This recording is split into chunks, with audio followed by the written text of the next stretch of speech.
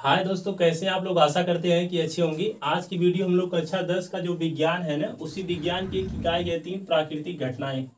और रसायन विज्ञान, जीव विज्ञान, भौतिक विज्ञान, तीनों विज्ञान जो कक्षा 10 की किताब में एक ही में दिया है। तो उसके अनुसार जो भौतिक विज्ञान का पहला लेसन है वो लेसन 10 है उस किताब के अनुसार।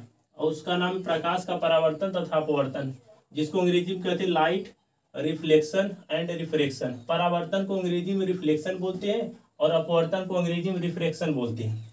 और इसी के अंतर्गत आज हम लोग प्रकाश के बारे में पढ़ेंगे।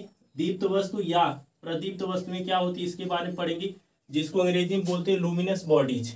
और अदीप्त वस्तुएं जिसको अंग्रेजी में कहते हैं नॉन लुमिनस बॉडीज, इसके बारे में हम लोग पढ़ेंगे। तो प्रकाश क्या होता है, सबसे पहले इसको जान लेते हैं।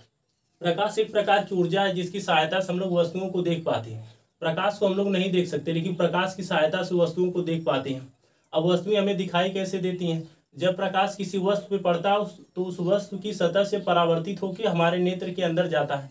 और हमारे नेत्र के पिछले वाले हिस्से में एक भाग है रेटिना, और उस रेटिना पे जाकर उसका प्रतिबिंब बनता है।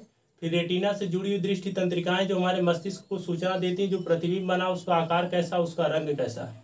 फिर हमारा मस्तिष्क उस वस्तु के बारे में जान पाता है। और ये सब प्रोसेस बहुत तेजी से होता है, बहुत फास्ट होता है, क्योंकि प्रकाश की जो स्पीड होती है वो 3 लाख किलोमीटर प्रति सेकंड होती है। यानी 1 सेकंड में प्रकाश 3 लाख किलोमीटर दूरी तय कर लेता है, इतनी स्पीड से चलता है। प्रकाश तो हमें स्थिर दिखाई देता है, लेकिन प्रकाश स्थिर है नहीं।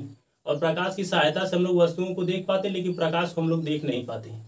अब जैसे दिखाई कैसे देता है, जैसे मान लीजिए बाई द वे कोई गाय या भैंस अगर रात में छुटा जाती है, जब उसको हम लोग खोजते हैं तो टार्च सामने की तरफ जलाते हैं, न कि अपनी आंख पे। तो जब टार्च जलाते तो टार्च का जो प्रकाश जाके उस भैंस उस गाय के ऊपर पड़ता है, फिर वहां से परावर्तित होकर हमारे नेत्र के अंदर जाता है, फिर उसका गाय भैंस का प्रतिबिंब बनता है, तब जाकर वो जानवर हमें दिखाई देता है।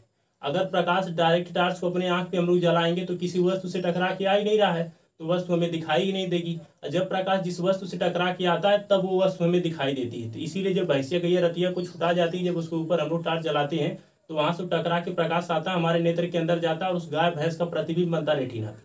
तब जाके वो सब हमें दिखाई देती कि इधर भाग रहे, किसका बजड़ा खा रहा है। अब आगे हम लोग जानेंगे दीप्त वस्तु या प्रदीप्त वस्तु। तो दीप्त वस्तु या प्रदीप्त वस्तु ये दोनों एक ही है, जिसको अंग्रेजी हम लोग कहते हैं लुमिनस बॉडीज।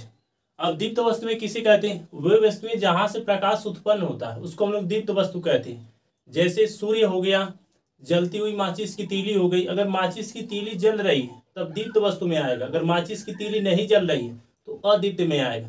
जलता हुआ विद्युत बल्ब, जलता हुआ टार्च, अगर टार्च जल रहा है तो दीप्त वस्तु में आएगा। टार्च अगर नहीं जल रहा है तो अदीप्त वस्तु में आएगा। रात के समय जब हम लोग जुगनू को देखते हैं तो जुगनू के पीछे से एक प्रकाश उत्पन्न होता है। जब वो प्रकाश जुगनू उत्पन्न कर रहा होता है तो दीप्त के अंतर्गत आएगा। जब प्रकाश नहीं उत्पन्न हो रहा होता है तब वो जुगनू अदीप्त के अंतर्गत आता है। जब हम लोग लकड़ी जला देते, कोई कौड़ा उड़ा बार दे, कोरा उड़ा जला दे, तब वो वहां से जब प्रकाश उत्पन्न हो रहा होता है तब वो दीप्त के अंतर्गत आएगा। तो ऐसी कोई भी वस्तु जो प्रकाश उत्पन्न कर रही होती है वो दीप्त के अंतर्गत आता है। जैसे दिवाली के दिन मोमबत्ती जला देते हैं, दीपक जलाते यानी दिया, वही। तो ये सब प्रकाश उत्पन्न करते हैं। जहां से भी प्रकाश उत्पन्न होगा वो आपका दीप्त के अंतर्गत आएगा। और दूसरा आपका है अदीप्त वस्तुएं, जिसको कहते हैं नॉन लुमिनस बॉडीज। तो जो प्रकाश उत्पन्न नहीं करती, ऐसी वस्तुएं जो प्रकाश उत्पन्न नहीं करती उन्हें अदीप्त वस्तुएं कहते हैं। जैसे कपड़ा हो गया, टेबल हो गया, चेयर हो गया, ये मार्कर हो गया, व्हाइट बोर्ड हो गया।